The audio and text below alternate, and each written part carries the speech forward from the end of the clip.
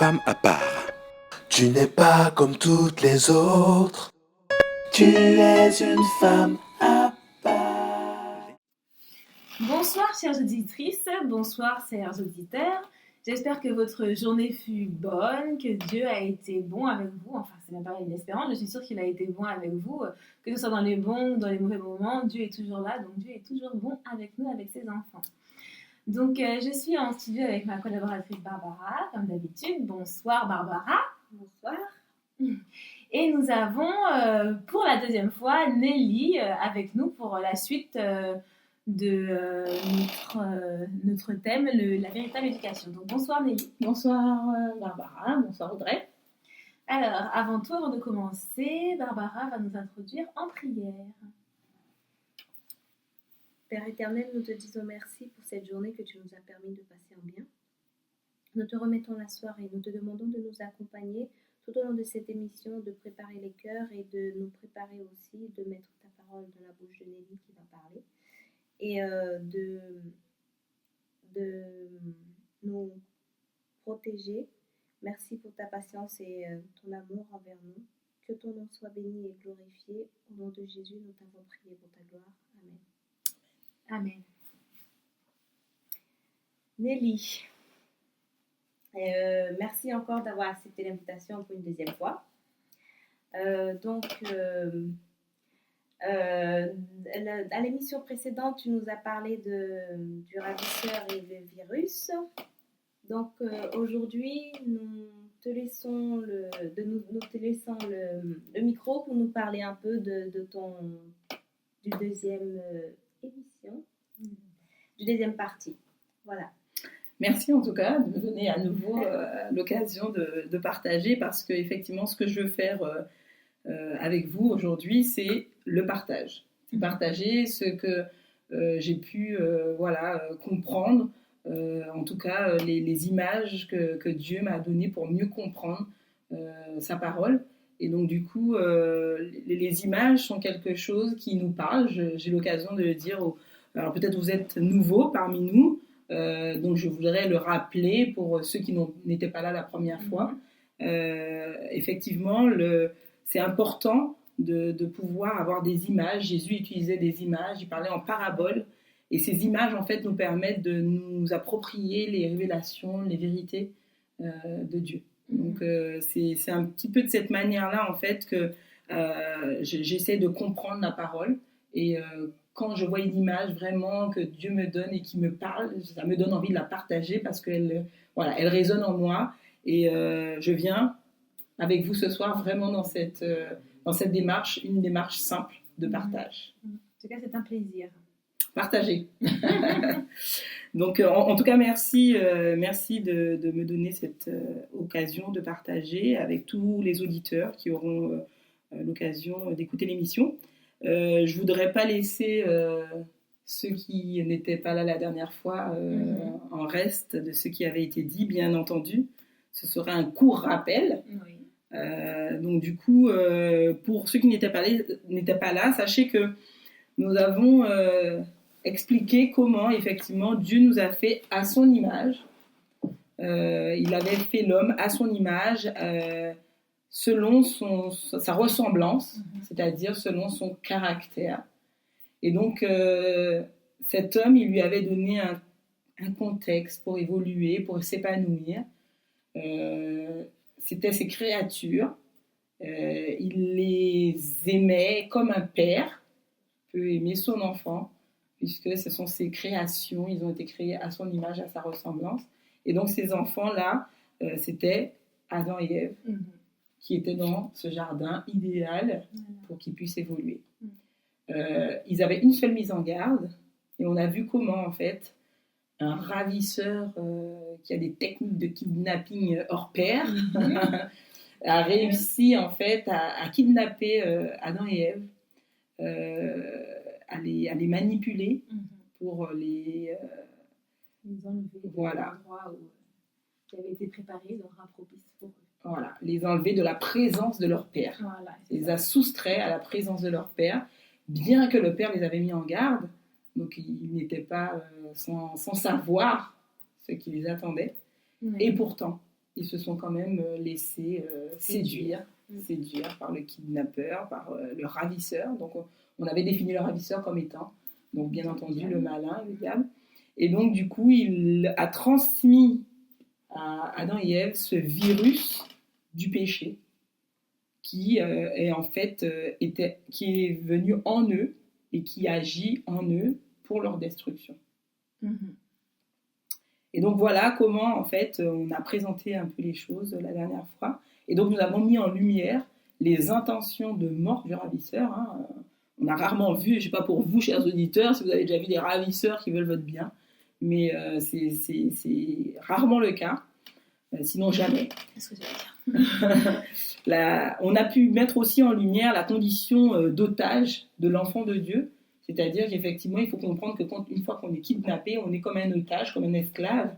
On est à la merci du ravisseur. On est pris au piège. Et donc, du coup, on a vu aussi de quelle manière il y a eu cette contamination virale, voilà, où le ravisseur, en fait, nous a transmis un virus qui était déjà en lui et nous l'a transmis à nous. Et on a pu voir aussi une première démarche de lutte contre ce virus dans l'étude de la parole de Dieu. Donc voilà, on a brossé un petit peu tout ce tableau avec plus de détails. Mais aujourd'hui, il est temps de passer à la deuxième partie, à l'étape suivante. Voilà, exactement. À l'étape suivante. Donc, parmi toutes les images qu'on avait utilisées la dernière fois, il y avait aussi cette image de la famille et de la relation père-enfant. Cette relation père-enfant, on en avait parlé dans le cadre de Dieu avec sa créature, Adam et Ève, exactement. Et nous pouvons lire dans la parole de Dieu, dans Genèse 5, versets 1 à 3, les paroles suivantes. « Voici le livre de la postérité d'Adam. Lorsque Dieu créa l'homme, il le fit à la ressemblance de Dieu.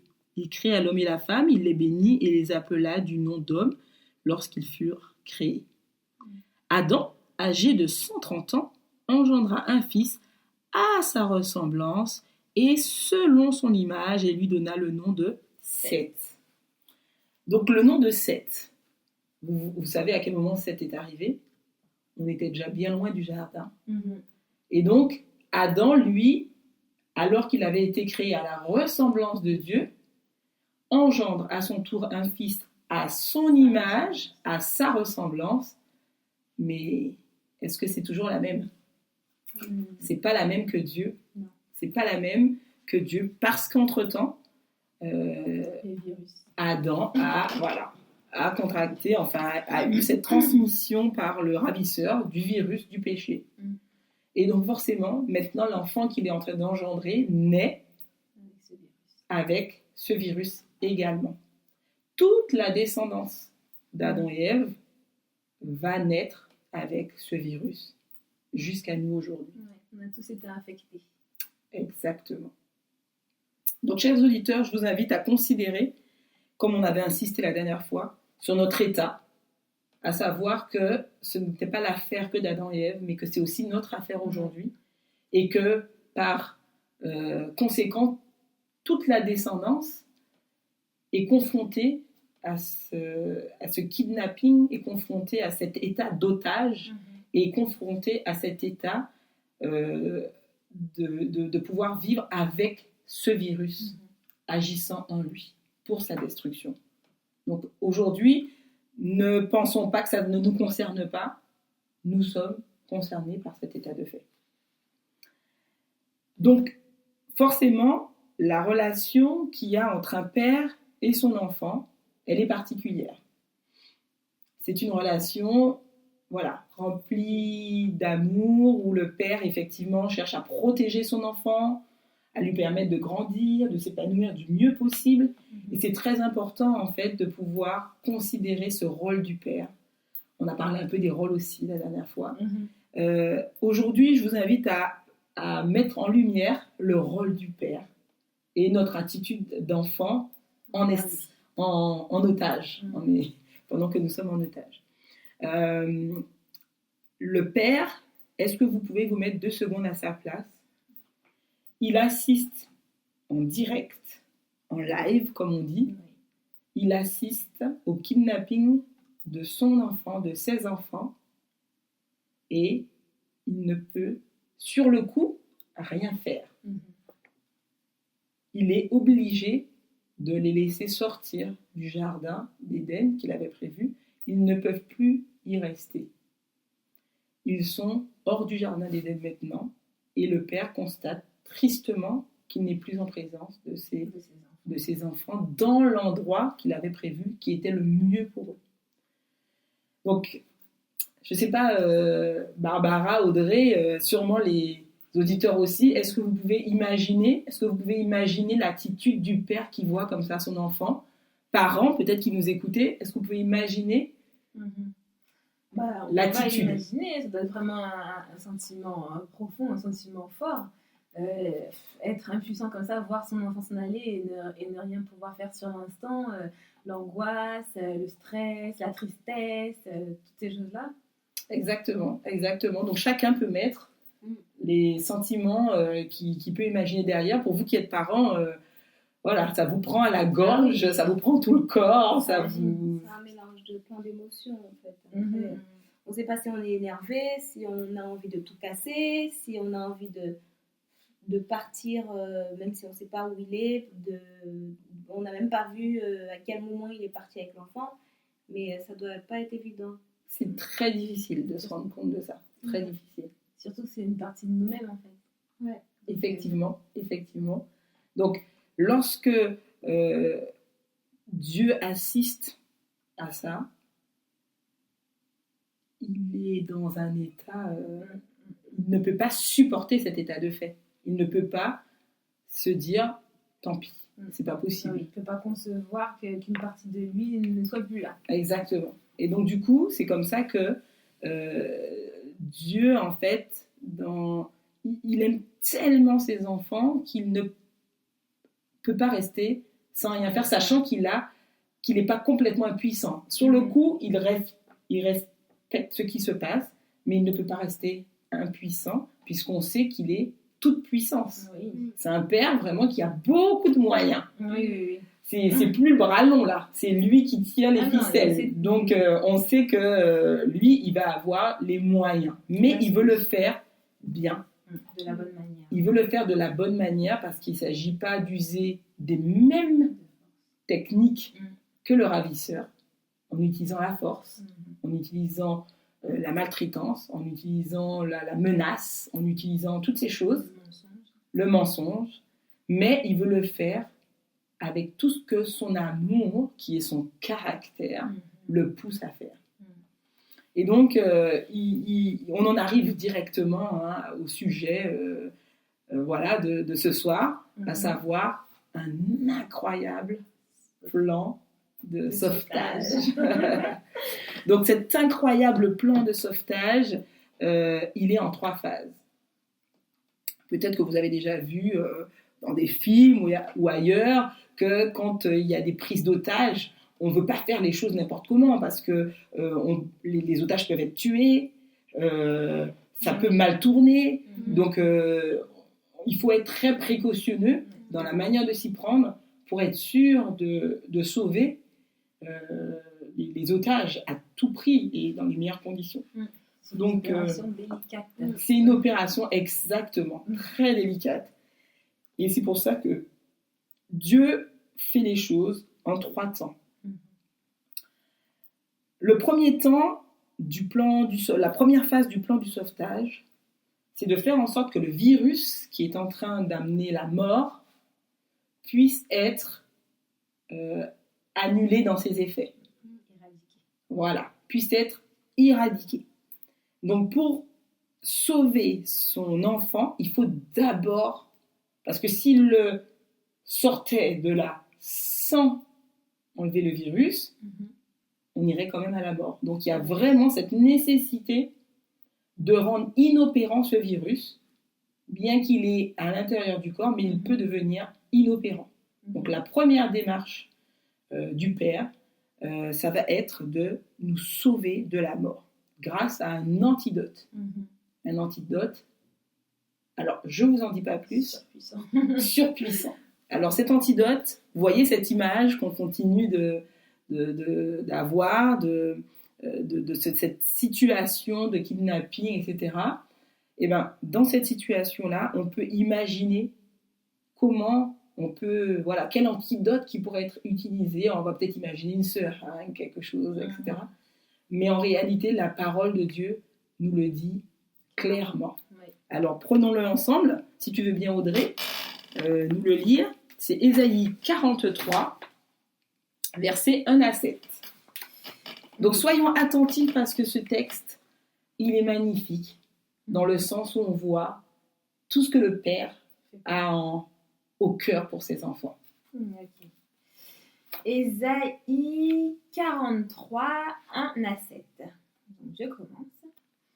Maintenant, Israël, le Seigneur te dit ceci. Lui qui t'a créé et formé. N'aie pas peur, je te libère. Je t'ai appelé par ton nom, tu es à moi. Quand tu traverseras l'eau profonde, je serai avec toi. Quand tu passeras les fleuves, tu ne te noieras pas.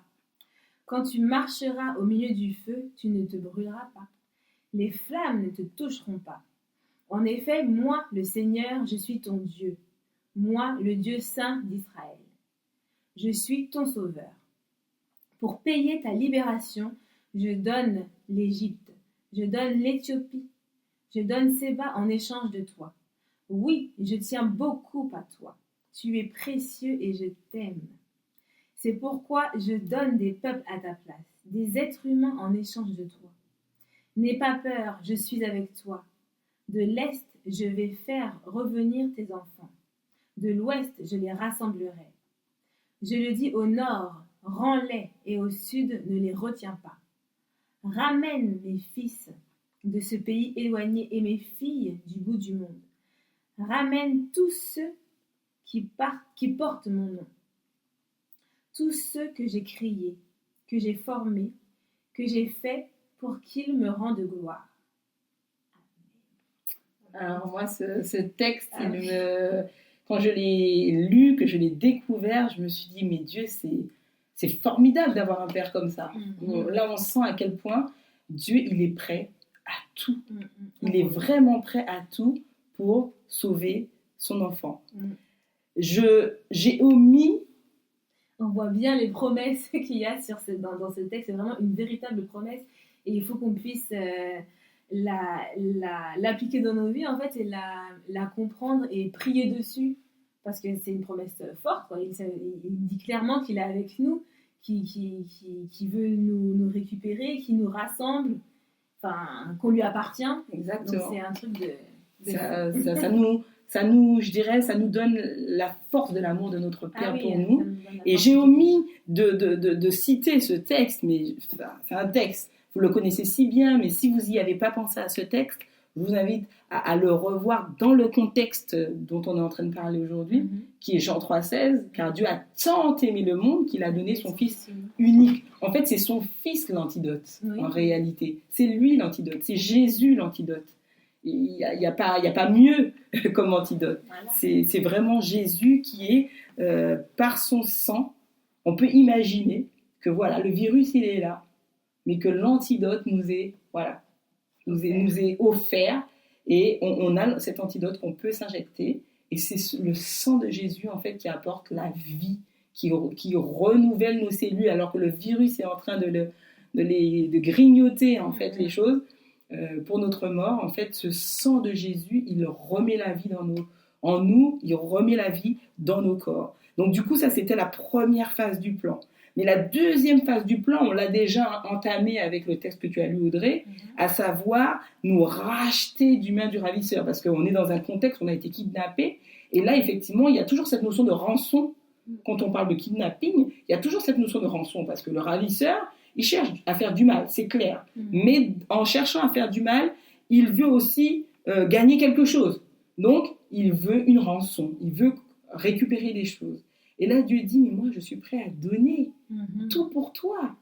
Dans ce texte d'Ésaïe, on retrouve vraiment ce désir que Dieu a de nous racheter des mains du ravisseur, de payer le prix fort. Le prix fort. Donc vraiment, on voit que cette deuxième phase, elle est, voilà, c'est une suite. Une fois qu'il est sûr qu'il a l'antidote par le sang de Jésus pour nous redonner la vie, là, il donne la rançon à notre place. Et non seulement Jésus, c'est l'antidote, mais c'est aussi lui la rançon. C'est aussi lui la rançon. Alors, il y a un troisième texte que je trouve aussi magnifique dans ce qu'il nous apporte au sujet de cette image-là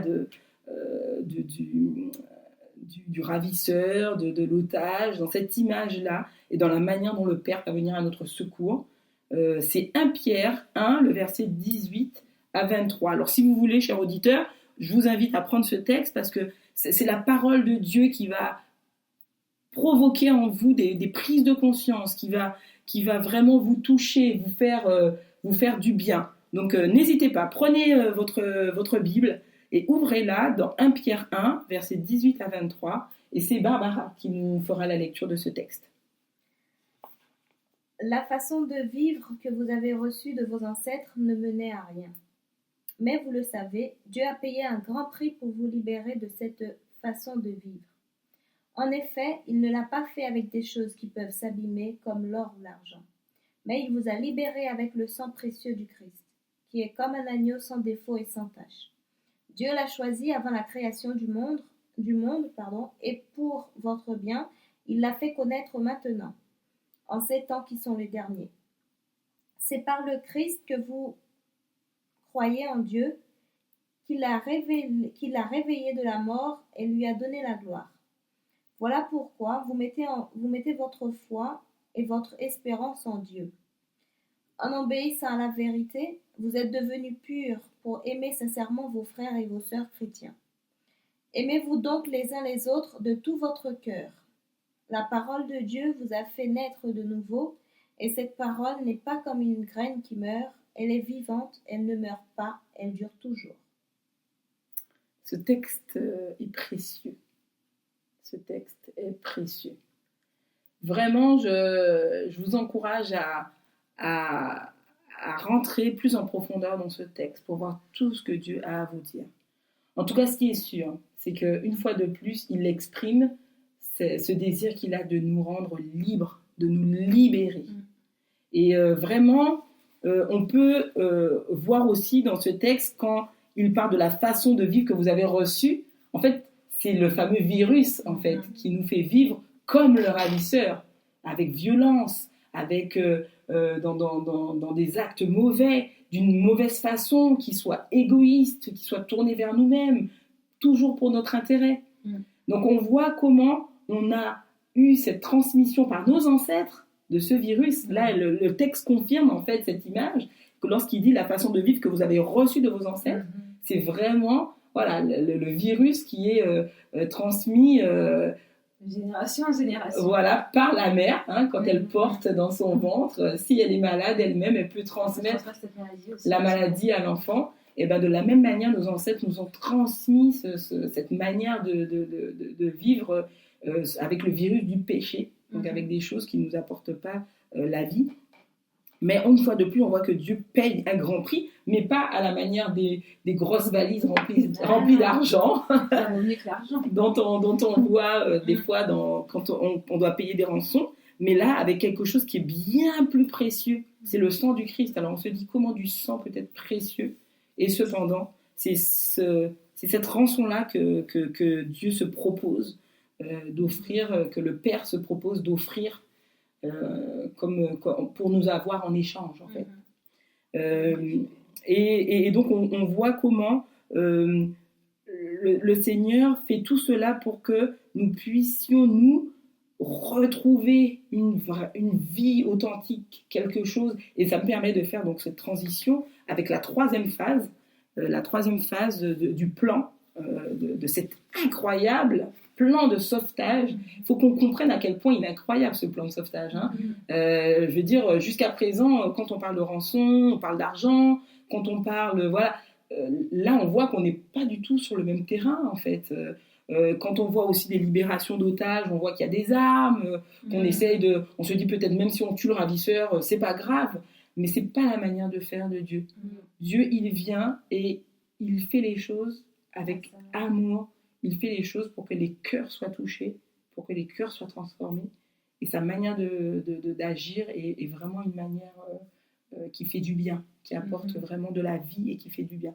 Donc du coup, cette troisième phase de son plan, c'est restaurer son image en nous. C'est nous relever pour restaurer son image en nous. Alors effectivement, on avait parlé d'image au départ. On avait dit qu'on était fait à l'image de Dieu. Ensuite, on a vu que finalement, à cause du virus, eh ben, nos ancêtres ont transmis le virus, donc nous ne sommes plus complètement à l'image de Dieu. Il y a encore des traces de son image en nous, Dieu merci. Nous sommes une créature merveilleuse. Nous sommes conçus de manière extraordinaire, exactement le mot. Mais il n'empêche que ce virus, il est transmis et que quand Adam a eu ses enfants, 7 entre autres, ben c'était aussi à son image, mais à son image, à l'image du ravisseur finalement, puisque ce virus étant en nous, nous fait produire des œuvres qui sont, des œuvres mauvaises, qui ne viennent pas de Dieu, mais qui sont effectivement les œuvres que nous fait produire en nous en fait le virus, que le virus du péché produit en nous. Et donc ce sont c'est plus un peu à l'image aussi du ravisseur finalement. Et donc du coup c'est pour ça qu'il y a ce besoin que l'image de Dieu soit restaurée en nous. C'est comme si tu ressemblais à ta maman hier et puis qu'il t'est arrivé un accident et que tu ne lui ressembles plus. Il faut faire une reconstruction en fait, pour être à nouveau à l'image de tes parents. Et c'est aussi intéressant de voir comment la reconstruction comme ça du corps peut correspondre à une reconstruction intérieure. Voilà. Donc, il y a toujours reconstruction.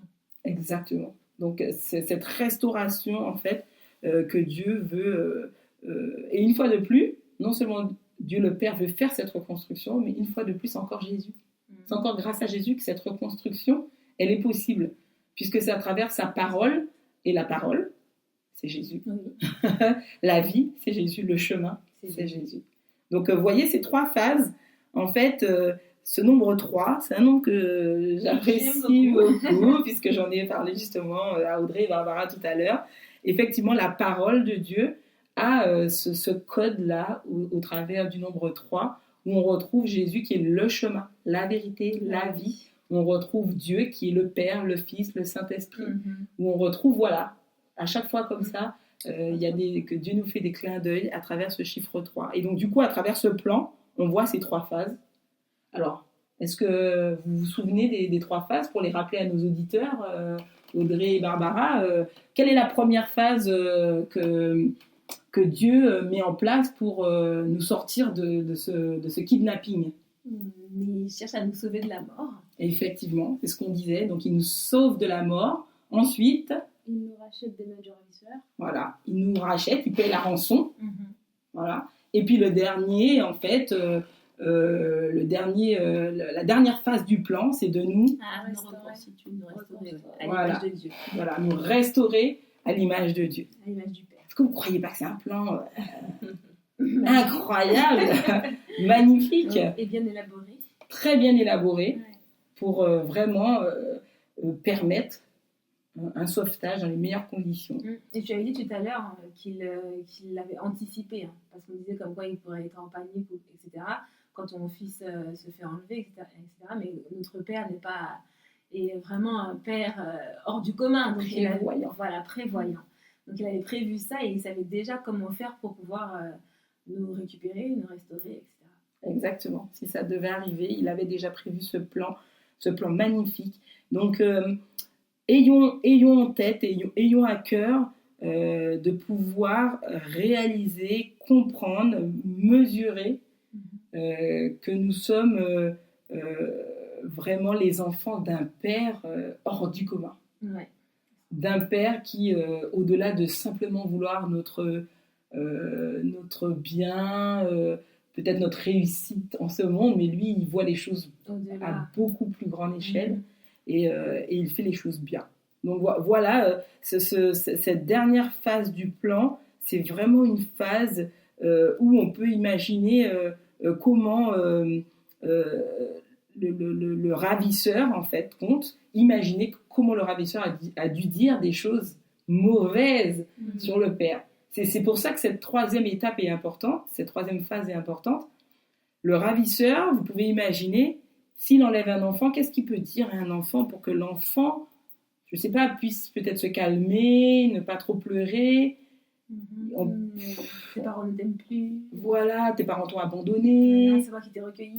Voilà, exactement. On peut imaginer un ravisseur qui est à ce point-là, qui cherche vraiment à détruire l'image des parents dans la tête de l'enfant. Oui, mais tu parles aussi de plan. Le plan, qu'est-ce qu'on peut dire justement sur ces plans? Justement, par rapport à cette image qui est détruite dans la tête de l'enfant, il faut comprendre que la restauration de l'image de Dieu, elle se fait, c'est un processus. Et ce processus, en fait, il consiste non seulement à prendre l'antidote, à se réclamer de Jésus, afin que le virus du péché soit sans force en nous, mais aussi pour que nous puissions emprunter une nouvelle voie. Cette nouvelle voie, c'est apprendre à connaître à nouveau Dieu. Parce que si le ravisseur nous a détruit l'image du Père en disant des mensonges, en disant que le Père ne nous aime pas, etc., ce qui est réel, parce qu'aujourd'hui, beaucoup de gens croient que Dieu est un Dieu sévère, un Dieu dur, un Dieu tyran. Ça sert à rien de sauver l'enfant si quand l'enfant arrive avec le parent, il croit que en fait le parent l'aime pas et que la relation va être rétablie. C'est pas possible. Il venir avec lui. Ça se trouve, il ne voudra même pas venir avec lui quand il viendra le sauver, le chercher. Effectivement. Donc du coup, c'est important pendant qu'on comprend qu'il faut prendre l'antidote pour que le virus soit sans force sur nous. Il est là, tapis, mais il devient sans force. Il faut aussi comprendre qu'il faut s'engager sur une voie pour apprendre à connaître, à réapprendre à connaître Dieu tel qu'il est vraiment, et à connaître aussi la vérité sur ce qui s'est vraiment passé, parce que le ravisseur peut raconter des bêtises et dire qu'en fait c'est le parent qui avait abandonné l'enfant. Avec le temps, l'enfant peut oublier en fait un petit peu ce qui s'est passé. Là, il y a beaucoup d'années qui sont passées. Là, il y a beaucoup d'années, beaucoup de générations qui sont passées. Donc les enfants, qui sont aussi des victimes, mais comme ils n'ont pas été directement confrontés au kidnapping directement, ils oublient effectivement, et la vérité en fait doit être rétablie pour que la relation entre le Père et le Fils, la créature et le Créateur puisse être, pour que cette relation puisse être restaurée, rétablie. Il faut vraiment que on puisse réapprendre à connaître qui est le Père vraiment pour être pleinement restauré. Mais maintenant qu'on a vraiment le plan, il nous faut justement connaître ce plan. Voilà, donc maintenant qu'on a le plan qui est bien établi, qu'on a bien compris ce plan, il faut vraiment qu'on puisse savoir comment on peut voir pleinement ce plan dans l'image dont on avait parlé. Alors pour cela, je voudrais vous proposer encore une image pour vous permettre de vous projeter. Est-ce que, je pose la question, alors chers auditeurs, j'aurais bien voulu vous la poser, mais comme vous êtes loin, que vous ne pouvez pas me répondre directement, alors je la pose à Audrey ou à Barbara. Est-ce que ça vous arrive quand vous rentrez dans un bâtiment, dans un magasin, n'importe où, quelque part de public, on va dire, de regarder le plan d'évacuation? Alors, pas du tout, ça ne vous passe même pas dans la tête. Non. Peut-être toi, Barbara, un peu plus. Non, pas du tout. Pas du tout. Alors, parmi vous, chers auditeurs, est-ce que vous prenez l'habitude, quand vous rentrez dans un endroit, de savoir quel est le plan d'évacuation si jamais il se passait un problème, par où il faudrait sortir? Alors là, je suis sûre que vous êtes tous en train de secouer la tête. Je ne sais pas si ça existe, des gens qui vont le regarder. Peut-être qu'il y en a quelques-uns. En tout cas, le plan d'évacuation est toujours affiché. Toujours affiché, mais on va rarement le regarder. On ne prête pas attention. Parce qu'on ne se sent pas en danger. On se dit que ça ne va jamais arriver qu'il y ait du feu. Mais ce serait un petit peu dommage si on rentrait quelque part et que le feu se déclare, à ce moment-là de se dire « Mince, c'était quoi le plan d'évacuation au fait ?» Par où il faut sortir? Par où il faut sortir? Je ne sais pas. Donc, pourquoi je vous prends cette image du plan d'évacuation? C'est pour vous montrer à quel point, en fait, quand on est inconscient de ce qui peut arriver ou de la situation dans laquelle on est, on a tendance à minimiser les choses. On a tendance à se dire qu'on n'en a pas besoin. Alors qu'en réalité, si on avait conscience des choses, on serait vraiment en train de rechercher activement à lire toutes sortes de plans pour savoir s'il arrive quelque chose, comment je peux sortir. Voilà. Donc, ce plan d'évacuation, c'est comme le plan de sauvetage de Dieu. En fait, ce plan-là, ne l'ignorons pas, mes chers auditeurs. Ne l'ignorons pas.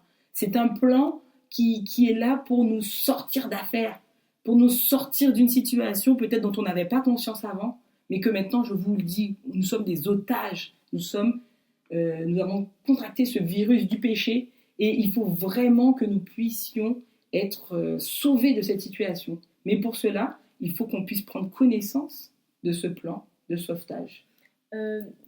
Parfois aussi, ce qu'on voit, c'est que les otages, des fois, ils n'ont pas envie de retourner chez eux.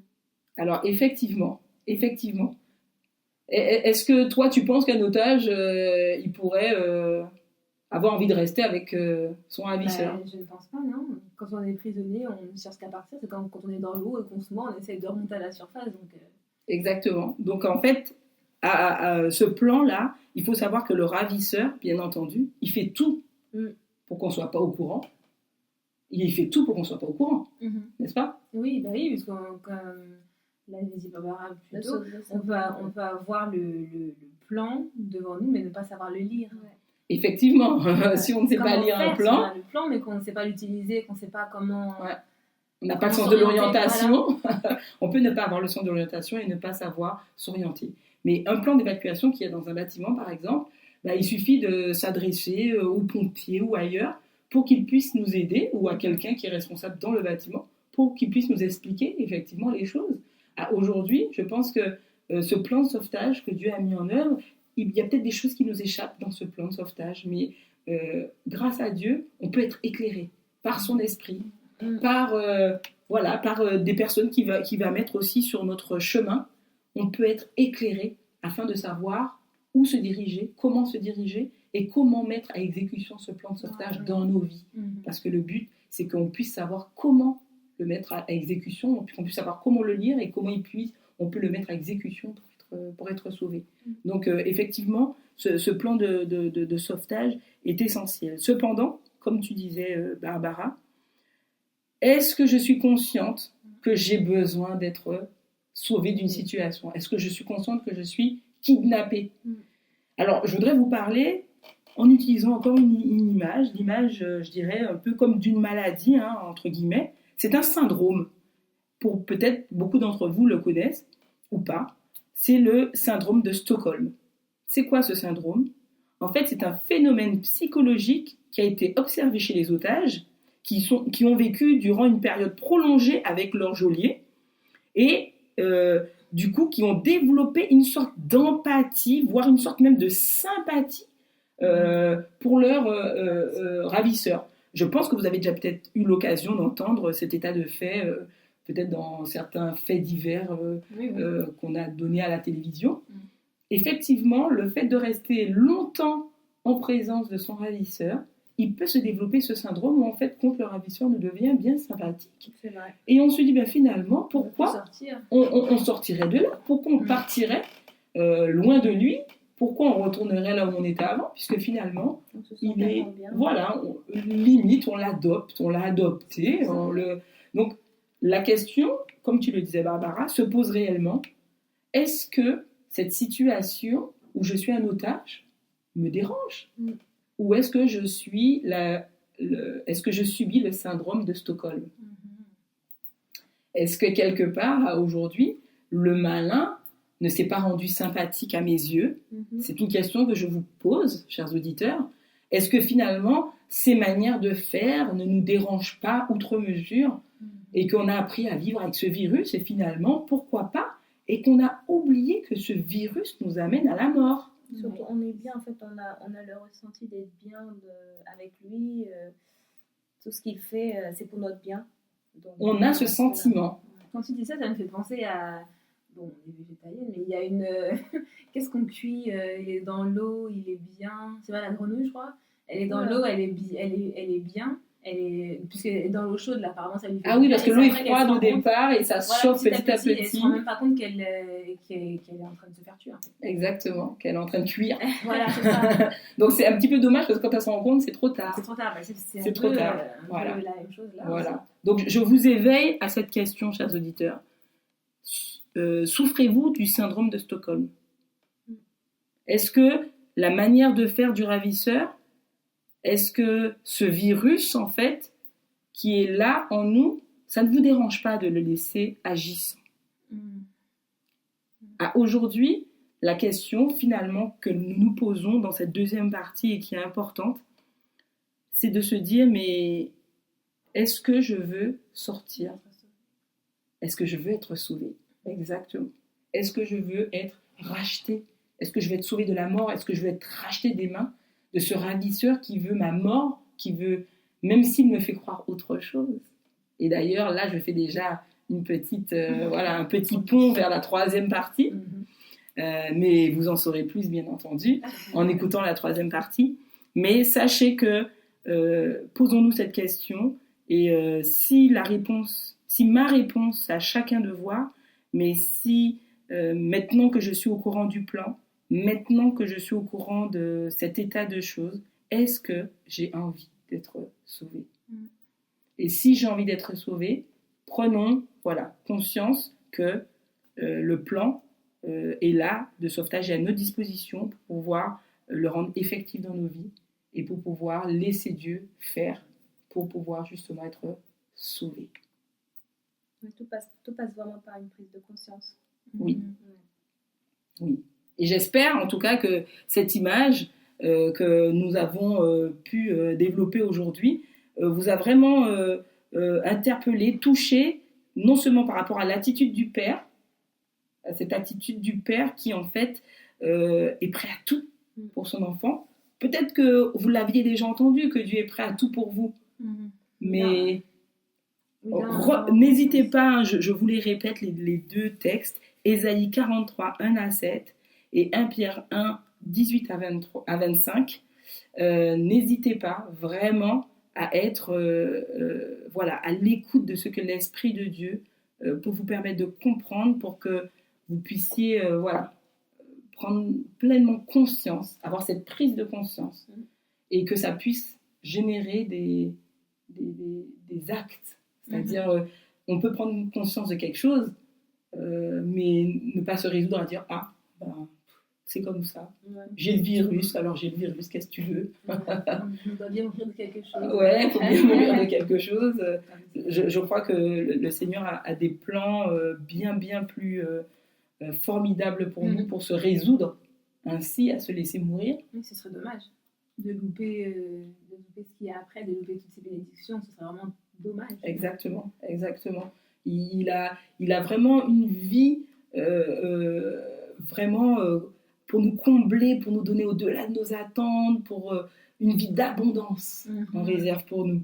Et on se contente de tellement peu, en se disant que c'est pas si mal. Mais je peux vous le dire, je voudrais partager aussi avec vous des expériences que j'ai pu vivre, mais ce sera sûrement l'occasion d'une prochaine fois. Mais comment le Seigneur, lorsqu'il nous tend la main, il fait des miracles dans nos vies. Et sûrement parmi vous, chers auditeurs, il y en a qui ont, dont Dieu a déjà montré toute sa manière, sa capacité à nous sauver, à nous délivrer. Et n'hésitez pas à le partager autour de vous, à le partager avec les autres, parce que chacun a besoin de prendre conscience et de courir vers ce salut, vers ce sauvetage que Dieu en réserve pour nous. D'accord, mais merci. Tout ce qu'on a à faire au final, c'est vraiment de prendre conscience en fait, de l'amour que Dieu a pour nous. Donc les images que tu nous donnes et que tu nous montres, et la détresse qu'un père peut avoir pour son enfant disparu, on voit clairement la détresse que Dieu a pu avoir et l'amour qu'il a en donnant son fils unique pour nous sauver. Une fois la prise de conscience est là, il ne reste qu'à courir vers Jésus et vraiment être sauvé. qui nous attend les bras ouverts. Vous avez déjà vu quand un parent et un enfant se sont pas vus depuis longtemps, et surtout s'il y a eu des choses difficiles vécues des deux côtés, quand ils étaient séparés, quand ils se retrouvent, effectivement. C'est beau cette image, une fois de plus, encore une image que Barbara donne, où il y a les bras ouverts comme ça, et on n'a plus qu'à courir pour sauter dans les bras de Jésus et voilà, du Père, dans les bras du Père, et pour qu'il puisse nous accueillir et que, voilà, qu'il nous fasse du bien. Donc, tu vois, une fois de plus, ça concerne tout le monde. Oui. Voilà, on parle d'éducation, alors peut-être que pour l'instant, vous voyez déjà le rapport, peut-être que vous ne voyez pas encore, mais la véritable éducation, voilà, c'est en marche, c'est de commencer à comprendre toutes ces choses. Et le clou de la compréhension se fera à la troisième partie, où on parlera d'une image, c'est l'image du labyrinthe. On a hâte. Ouais. Merci Nelly pour ces infos, merci pour ton partage. Nous remercions aussi tous les auditeurs qui nous écoutent et auditrices. Et nous allons prier pour clore cette partie. Tu veux bien prier pour nous? Bien sûr. Seigneur Dieu, combien tu es bon, combien tu es aimant. Nous devrions, Seigneur, chaque jour redécouvrir ce Père que tu es et qui veut notre bien et qui est prêt à tout pour nous. Seigneur, puisses-tu placer en nous vraiment cette conviction de ce que tu es. Un Père aimant, un Père qui veut le meilleur et surtout la vie pour ses enfants.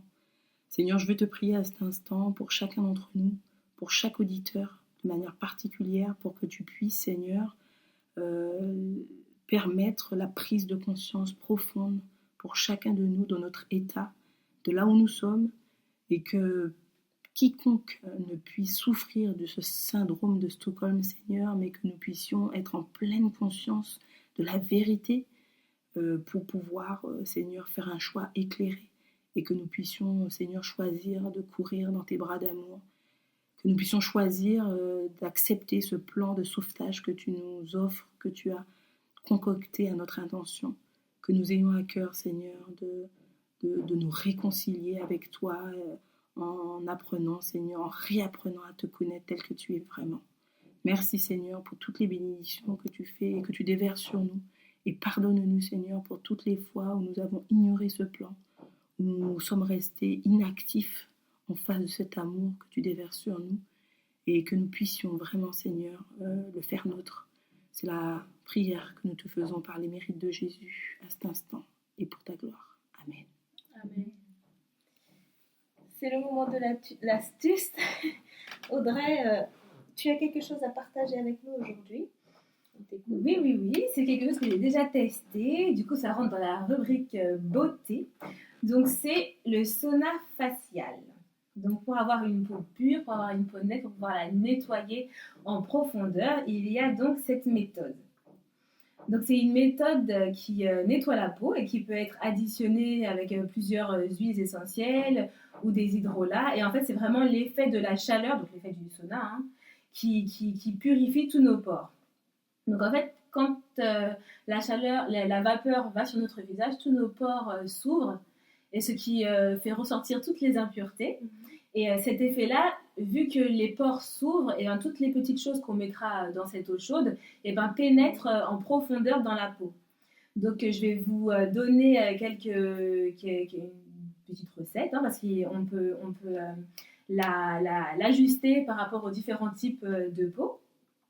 Donc, il faut se munir d'un grand bol plutôt, et d'une serviette pour mettre sur nous.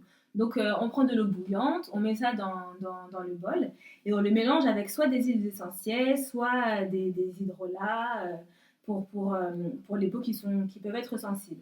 Donc, il y a pour les peaux normales, donc dans l'eau chaude, on peut mettre 5 gouttes d'huile essentielle de ylang-ylang, une huile qui est très très bonne pour le visage. Pour les peaux très sèches, on peut mettre par exemple 2 gouttes d'huile essentielle de ylang-ylang plus 3 gouttes d'huile essentielle de bois de rose. Pour les peaux matures, on peut également mettre 5 gouttes d'huile essentielle de cyste ou 5 gouttes d'huile essentielle de myrte verte.